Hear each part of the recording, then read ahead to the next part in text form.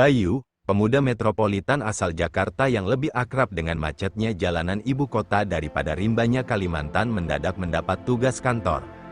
Perusahaan tempatnya bekerja adalah sebuah perusahaan pertambangan, mengirimnya ke pedalaman Kalimantan Tengah. Bayu rasanya mau lemas, bayangkan, dari AC sejuk kantor, langsung ke hutan yang panasnya bikin keringetan.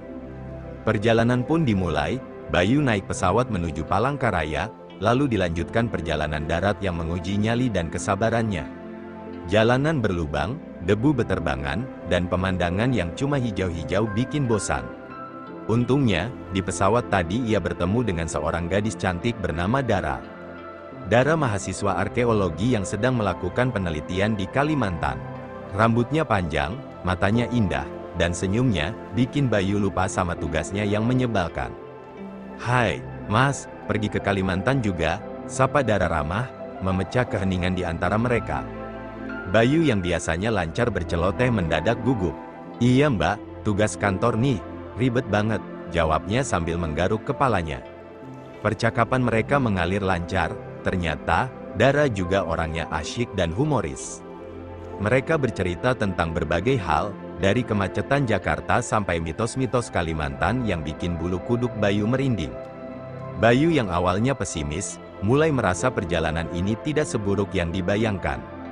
Mungkin, ada sedikit berkah terselubung di balik tugas kantor yang menyebalkan ini.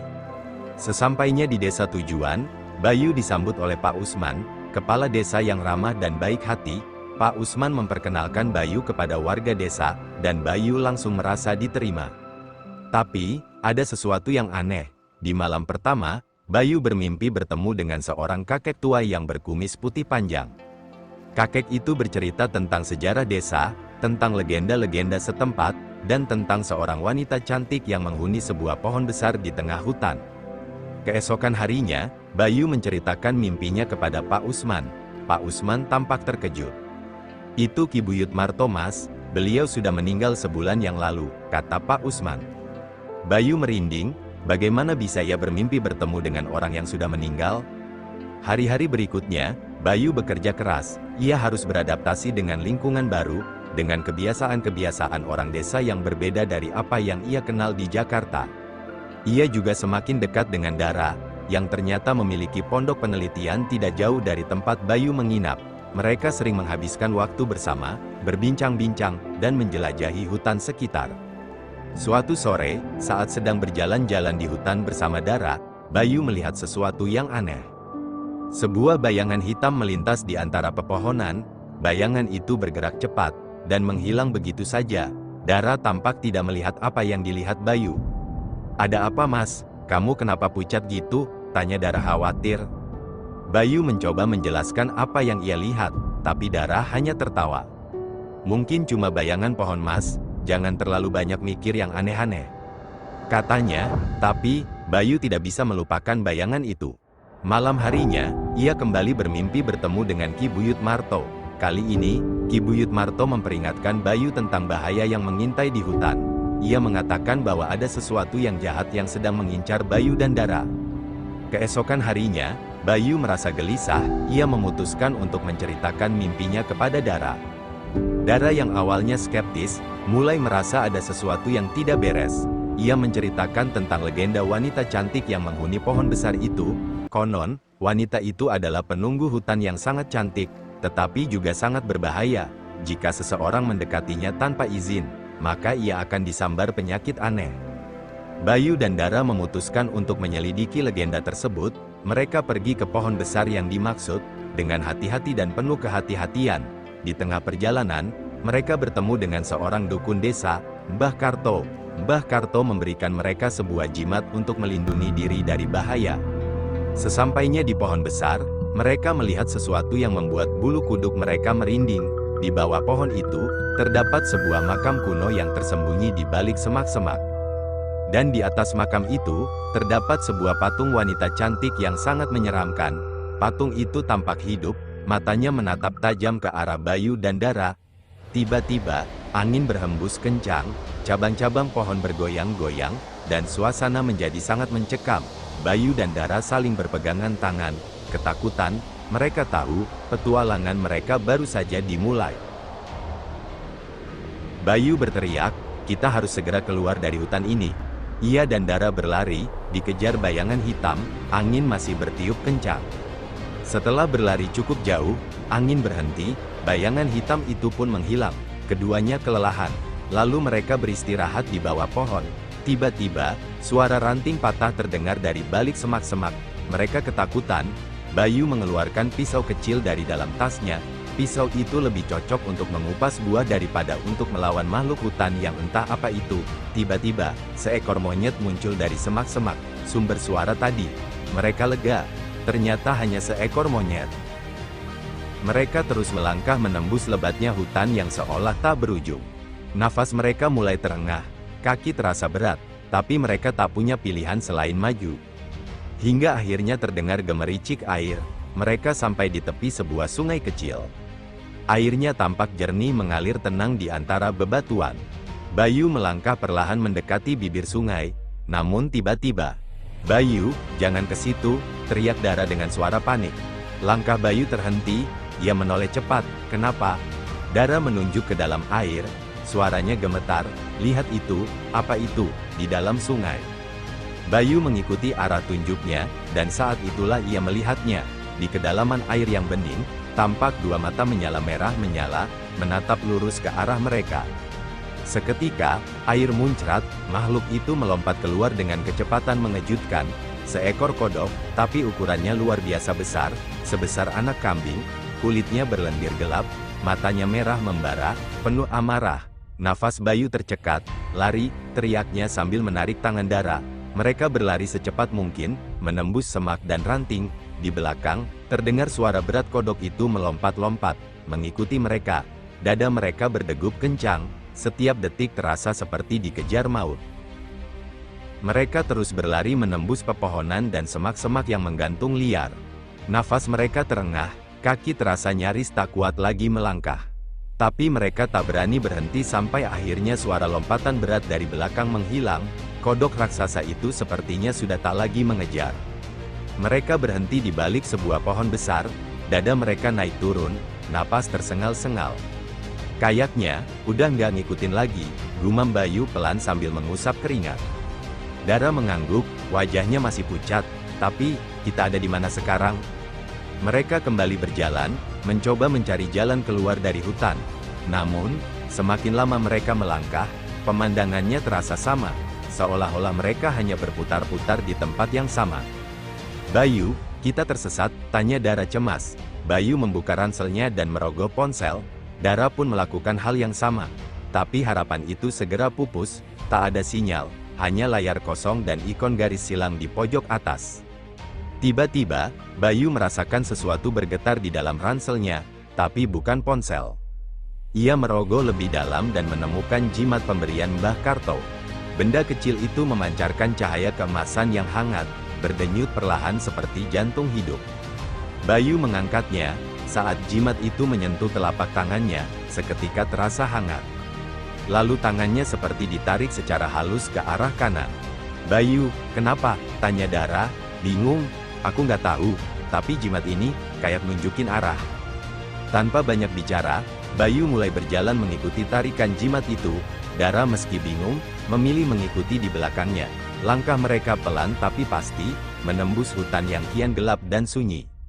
Hingga akhirnya, semak-semak terbuka. Di hadapan mereka sebuah jalan setapak membentang di tepi hutan. Jalan tanah berkerikil yang terlihat familiar. Bayu terpaku sejenak, matanya melebar.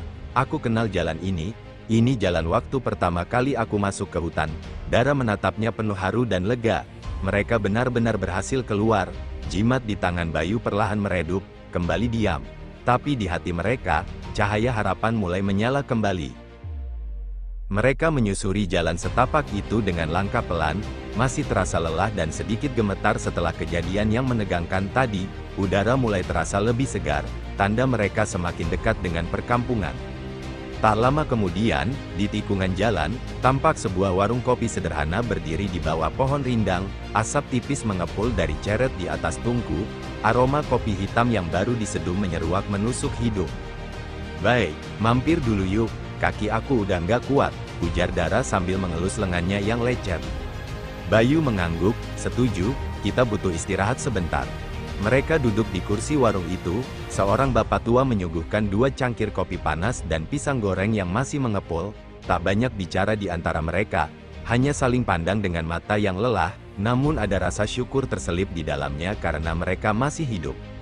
Setelah cukup beristirahat, mereka memutuskan untuk berpisah sementara. Aku anterin kamu ke mes dulu ya, kata Bayu. Terima kasih, baik, ucap Dara lirih, masih terdengar lelah namun hangat. Bayu mengantar Dara hingga ke depan mes, memastikan semuanya aman, lalu melanjutkan perjalanan pulang ke mes miliknya. Malam pun tiba, di kamar yang remang-remang, Bayu duduk di tepi ranjang, menatap jendela yang gelap, hatinya masih digelayuti rasa aneh, antara takut, bingung, dan penasaran. Akhirnya ia mengangkat ponsel dan menelpon Pak Surya, atasannya di kantor. "Pak, saya harus cerita sesuatu," ucap Bayu dengan suara pelan. Ia lalu menceritakan semuanya, dari hutan, makhluk aneh, jimat Mbah Karto, hingga akhirnya bisa keluar dengan selamat. Di seberang, suara Pak Surya terdengar serius dan penuh kekhawatiran. "Bayu, kamu dengarkan baik-baik, segera kemas barangmu dan pulang ke Jakarta. Besok pagi juga nggak apa-apa, saya khawatir terjadi hal-hal yang lebih buruk." Bayu mengangguk pelan, meski tak terlihat. "Iya, Pak, saya segera pulang." Keesokan paginya, Bayu mengabari Dara tentang rencana kepulangannya. Namun ternyata, Dara justru tersenyum lega. "Iniku juga mau balik ke Jakarta. Baik, risetku di Kalimantan sudah selesai. Sepertinya memang waktunya kita kembali." Bayu menatap Dara dengan ekspresi campur aduk, ada kelegaan, tapi juga pertanyaan yang belum terjawab. Sesuatu di hutan itu, seolah masih memanggil. Bayu dan Dara akhirnya pulang ke Jakarta dengan pesawat pagi. Selama di perjalanan, suasana terasa tenang, namun dalam hati masing-masing, masih tersisa bayang-bayang petualangan misterius di Kalimantan. Setibanya di Bandara Soekarno-Hatta, mereka saling berpamitan dan naik taksi menuju rumah masing-masing. Meski berpisah, hubungan mereka justru semakin dekat sejak kejadian itu. Mereka sering bertemu, saling bercerita, tertawa, bahkan mulai saling memperhatikan lebih dari sekadar teman. Hari demi hari berlalu, hingga suatu sore, Dara berkata dengan senyum lembut, "Bayu, aku ingin kamu ketemu orang tuaku, mereka pengen kenal kamu." Bayu sempat terdiam, jantungnya berdetak sedikit lebih cepat, tapi ia tersenyum dan mengangguk, "Tentu, aku siap." Malam itu, mereka sepakat untuk bertemu di sebuah restoran mewah di pusat kota. Dara bilang, ia akan datang lebih dulu bersama orang tuanya. Bayu datang tepat waktu, ia melangkah masuk ke restoran yang hangat dan elegan, mengenakan kemeja rapi, matanya menyapu ruangan, dan di sudut dekat jendela, ia melihat Dara duduk di salah satu meja. Namun sesuatu membuat Bayu tertegun sejenak. Dara tidak sendirian. Ia duduk bersama seorang pria, tampak dari belakang. Pria itu mengenakan jas hitam dan berbicara dengan tenang pada Dara. Bayu berdiri di ambang langkah, dadanya terasa sedikit berat. Siapa pria itu?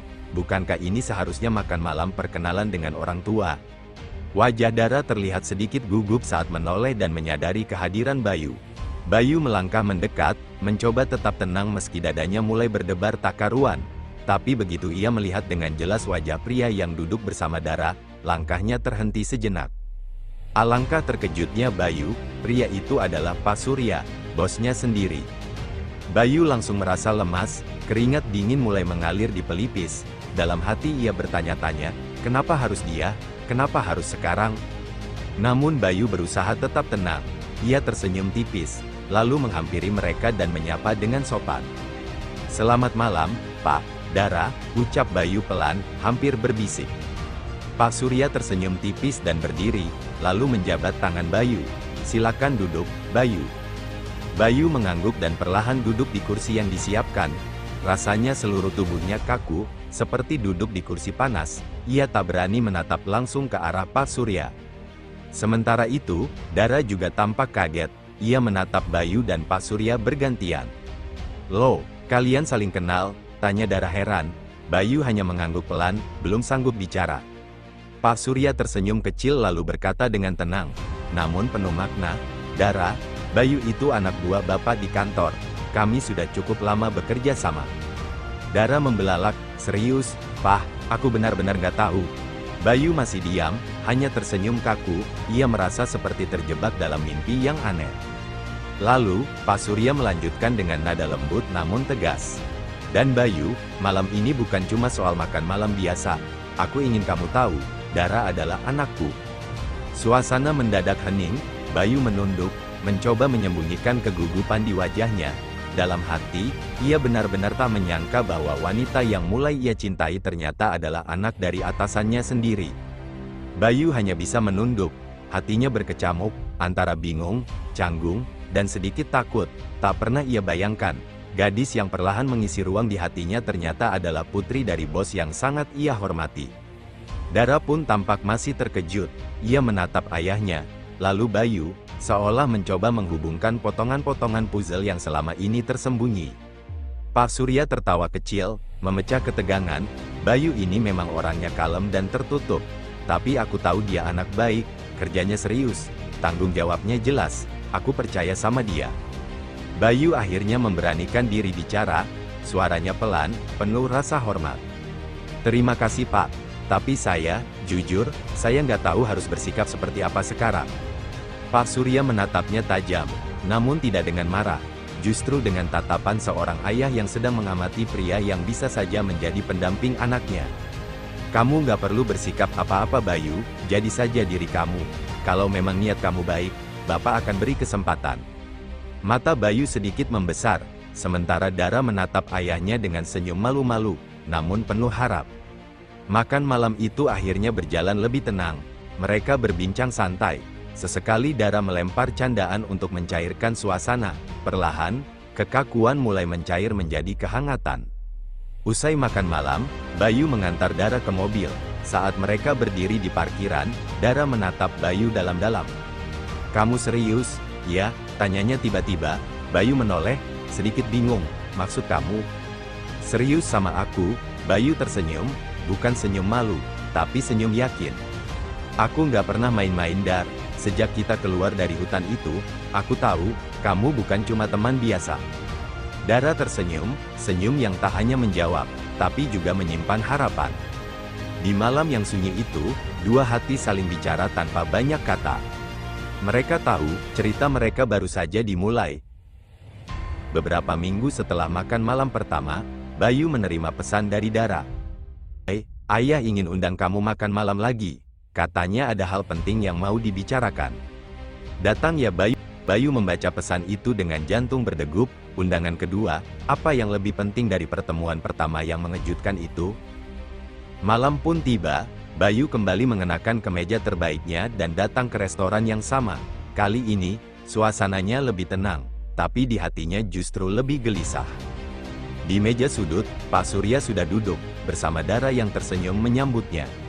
Silakan duduk, Bayu, ucap Pak Surya ramah, namun wajahnya tampak serius. Setelah berbasa-basi sebentar, Pak Surya meletakkan sendok garpunya. Ia menatap Bayu dengan mata yang tajam, namun penuh kehangatan seorang ayah. Bayu, ucapnya pelan, ada satu hal yang belum pernah aku ceritakan padamu, maupun pada Dara. Bayu dan Dara saling menoleh, bingung. Sebenarnya, waktu aku mengirim kalian berdua ke Kalimantan, itu bukan keputusan mendadak, lanjut Pak Surya, itu sudah aku rencanakan. Bayu terdiam, maksud Bapak, sengaja, Pak Surya mengangguk, iya, aku ingin melihat siapa kamu sebenarnya, aku ingin tahu bagaimana kamu bertindak saat jauh dari zona nyaman, saat dihadapkan pada keadaan sulit, dan aku ingin tahu bagaimana kamu memperlakukan Dara ketika tidak ada aku di sana. Dara membelalak, tak percaya, Papa, jadi semua itu, sengaja? Pak Surya tersenyum tipis, Papa ingin mengenal Bayu bukan hanya sebagai karyawan, tapi sebagai pria, yang mungkin suatu hari akan mendampingi kamu. Bayu menunduk, suaranya nyaris tak terdengar, saya, tidak menyangka, Pak. Pak Surya melanjutkan, Bayu, kamu mungkin belum tahu, perusahaan ini tidak akan selamanya aku pegang. Aku butuh orang yang jujur, tangguh, dan punya hati untuk memimpin. Dan selama ini, diam-diam aku memperhatikanmu. Kamu punya itu semua. Ia menatap Dara, lalu kembali pada Bayu. Aku tidak ingin memaksakan apapun. Tapi kalau hatimu memang untuk Dara, dan kamu siap, maka kamu bukan hanya kuterima sebagai calon menantu, tapi juga sebagai orang kepercayaanku. Bayu terdiam lama, matanya sedikit berkaca. Dara menatapnya, penuh haru dan kagum. Dengan suara tenang, Bayu akhirnya menjawab, "Saya merasa terhormat, Pak. Dan saya akan buktikan bahwa kepercayaan Bapak tidak salah tempat." Pak Surya mengangguk pelan, tersenyum puas, dan malam itu bukan hanya menjadi makan malam biasa, tapi sebuah awal dari babak baru dalam hidup Bayu, sebagai pria yang bukan hanya jatuh cinta, tapi dipercaya untuk memegang tanggung jawab besar. Sejak makan malam kedua itu, hidup Bayu perlahan mulai berubah. Ia tidak hanya bekerja seperti biasa, tapi mulai dilibatkan dalam rapat-rapat penting oleh Pak Surya. Kepercayaan yang diberikan bukan main-main. Dara pun selalu mendukung. Ia tahu, jalan yang mereka tempuh tidak mudah, tapi setiap kali menatap Bayu, ia yakin, lelaki itu adalah tempat hatinya berlabuh. Hubungan mereka semakin kuat, bukan lagi hanya tentang cinta, tapi juga soal visi, komitmen, dan keberanian menatap masa depan bersama. Hingga pada suatu sore yang tenang, di sebuah taman kecil tempat mereka sering bertemu, Bayu menggenggam tangan Dara dengan erat. "Dar," ucapnya pelan, "aku tahu hidup bersamaku nanti mungkin tidak selalu mudah, tapi aku janji, aku akan ada, untuk kamu selalu." Dara tersenyum, matanya berkaca, "Bayu, aku nggak butuh yang sempurna. Aku cuma butuh kamu." Bayu mengeluarkan kotak kecil dari sakunya, lalu membuka isinya, sebuah cincin sederhana namun bermakna. "Maukah kamu menikah denganku?" Dara menutup mulutnya, tak kuasa menahan haru. Ia mengangguk dengan air mata bahagia. "Iya, Bayu, aku mau." Waktu berjalan cepat, persiapan pernikahan dilakukan dengan penuh semangat. Meski Pak Surya adalah orang penting, ia tidak meminta pesta besar-besaran. Yang penting baginya adalah doa, restu, dan kebahagiaan anaknya. Hari itu pun tiba. Di sebuah taman terbuka yang dihiasi bunga putih dan lampu-lampu hangat, Bayu dan Dara mengikat janji suci. Para tamu yang hadir bersorak bahagia, menyaksikan dua insan yang disatukan oleh takdir, keberanian, dan cinta yang tumbuh dalam situasi tak biasa. Pak Surya berdiri di samping mereka, menatap penuh kebanggaan. Di dadanya, ia tahu, ia tidak hanya menemukan penerus bisnisnya, tapi juga seorang menantu yang mencintai putrinya dengan tulus. Saat malam mulai turun, dan musik lembut mengalun di bawah cahaya bulan, Bayu dan Dara berdansa pelan. Tak ada kata-kata yang cukup menggambarkan kebahagiaan malam itu, tapi dalam hati mereka berdua, hanya ada satu kata yang mengikat segalanya, yaitu, selamanya.